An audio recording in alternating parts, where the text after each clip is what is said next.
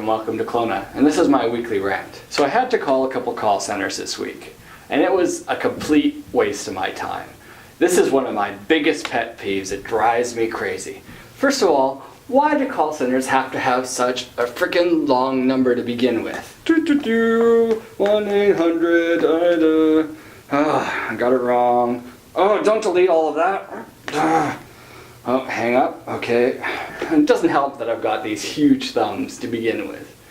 Yeah, try dialing anything with those kind of thumbs. Well, finally, anyway, I dial the right number and I get through to them. And then, of course, the next thing is, our menu may have changed. So please listen carefully to the following options. Yeah, your menu changed because I was starting to get the hang of it, so now you want to make sure that I'm listening and I'm not just beep boop boop boop. Oh, hi, I'm talking to a real live person. No, you want me to listen to this stupid recording. And so anyway, I'm calling to talk about my natural gas bill. And this was the recording.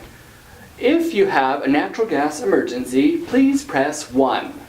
Or call the following number, 1-800-663-9945. That number, once again, is boom! My house is already blown up because I was mesmerized by your incredibly long number that you felt you had to repeat twice. And why did you need to put the number in there when you already told me that all I had to do was press 1? And then what happens is I listen to the choices and none of them really apply to me, so I choose the best one that I can think of. And then I choose the next one, and suddenly I'm in like this maze, and I'm at a dead end, and I can't get out, and the only way to do it is to hang up. And then what do I have to do? Dial the 1-800 whole number again, and then listen to the options again until mine comes up, and then I can press it. I used to be able to just press 0. Why? Because I would rather talk to a person than a computer. So I would just press 0. But they don't let you do that anymore. Now, what is that? Is there like some devious group of people that are like, oh, he's on to us, he's pressing 0. If he doesn't listen to our whole recording, then we won't get paid any money. So they don't let you do 0 until you've listened and been through the whole gamut. And by that time, it's like, oh, the beacon in the distance, through all the mumble jumble of all the options. Finally, you're going to let me talk to a representative. But not so fast. Because before you can get to the representative, you've got to go on hold. Your call has been placed in a priority sequence. Please stay on the line as your call is valuable to us. Why does hold music and hold commercials on the hold music have to be so boring and irritating? They choose like the most irritating voices. Like, if you're gonna do a commercial, why not get like somebody cool to do your commercial? FortisBC has some special things that can save you money on your natural gas bill. And why do they have it on such a short loop? It's like 1 minute or 2 minutes of commercials that they repeat over and over again.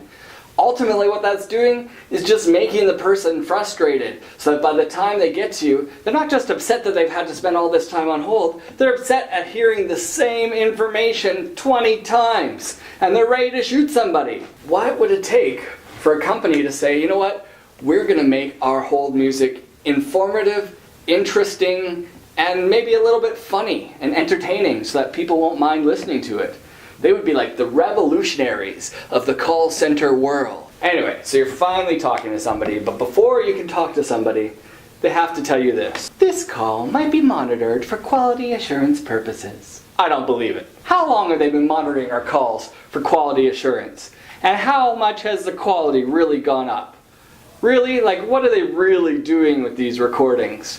Are they like studying what it takes to actually drive the human psyche crazy? Well, you can see the color get angrier and angrier, and then this is the moment where they snap and then they die. So then you finally get through to a call center. And most call centers, they're not in Canada. And if the show Outsource taught me anything, you've got a bunch of people who are Indian or who are another accent, and they're studying us to make sure they get our accent right. But what if they got it wrong? Like, what if the wire somehow got crossed and they were like, oh, it's good to talk to you. Put your Guinness down and concentrate on the conversation. I just hit my limerick with a shillelagh, and here I am. And before, of course, they can give you any information on your account, is, you know, they have to ask you some security questions.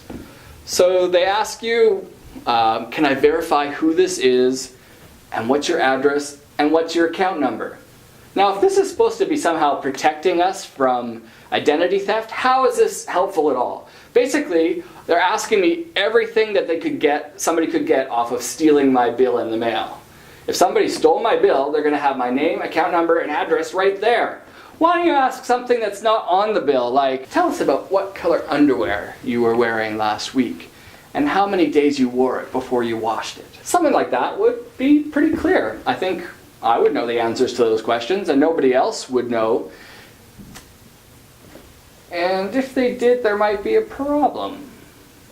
Much bigger than what my natural gas billing is. So it is such an amazing gauntlet to get through to a call center. And that's not even talking about the service that you might get when you get through. That's just trying to get to talk to a human being. And after, sometimes they send you the after survey. Guess what that's like? Here's a text message.